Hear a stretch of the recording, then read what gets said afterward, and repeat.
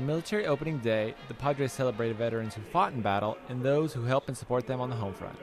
During pre-game ceremonies, the Padres honored actor and humanitarian Gary Sinise, while more than 200 service members lined the infield.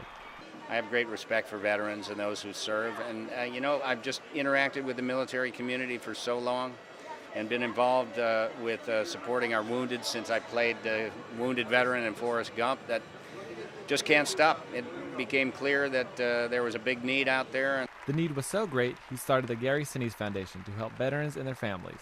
Veterans like Nick Kimmel, who lost 3 limbs in Afghanistan. Nick now works in the Padres scouting department. The foundation is building him a smart home in Pine Valley. But to have a house that was like completely designed for someone, it'll make so much. It'll make everything so much easier, like doing laundry or getting stuff out of the fridge, or the stove tops that lowered, just stuff that you couldn't remodel to get. You'd have to actually design into it, and that's what Gary does.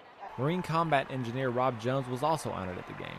He biked 5,181 miles from Maine to California to raise money and awareness for wounded veterans. He rode his bike into Petco Park and threw out the ceremonial first pitch. The outpouring of support from the Padres and the San Diego community showed him that his service was appreciated. I mean, it makes it feel like it's all worth it. You don't want to go somewhere and sacrifice this really big chunk of your life and then come back and realize it was for nothing. So letting people know that their sacrifice is appreciated and it was for something is a big thing. Earlier this week, the Padres locked up some homegrown talent for years to come. The club signed second baseman Jed Jerko to a 6-year extension worth $35 million. As a rookie, he hit 23 home runs in 125 games.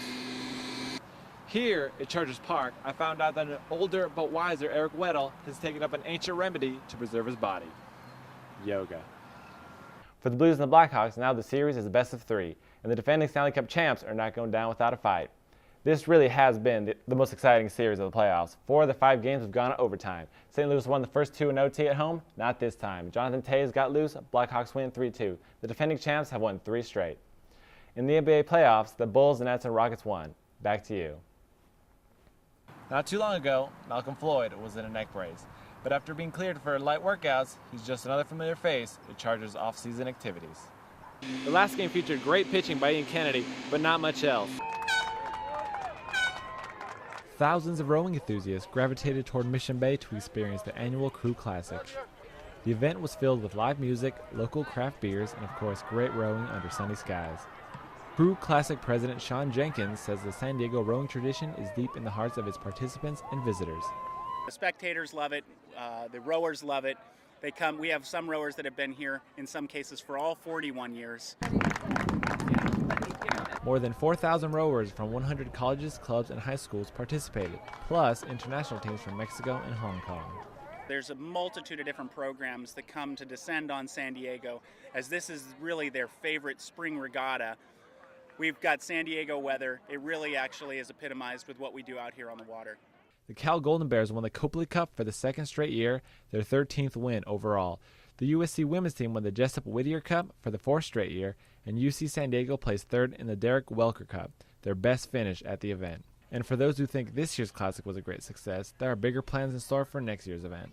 You know, really, I feel that we are at kind of a pinnacle of where we've been. It's now our job to actually figure out how do we continue to make it better for the spectators, the rowers, most importantly, the rowers. One of the most physical divisions in the league, but if you ask Pro Bowl safety Eric Weddle, he's looking forward to it. The Anaheim Ducks are the top seed for a reason, but they were in this position last year and didn't get the result they were hoping for. The Ducks are trying to get the first round of the playoffs for only the 2nd time since their Stanley Cup winning season 7 years ago. The Chargers play the NFC West this year, one of the most physical divisions in the league, but if you ask Pro Bowl safety Eric Weddle, he's looking forward to it.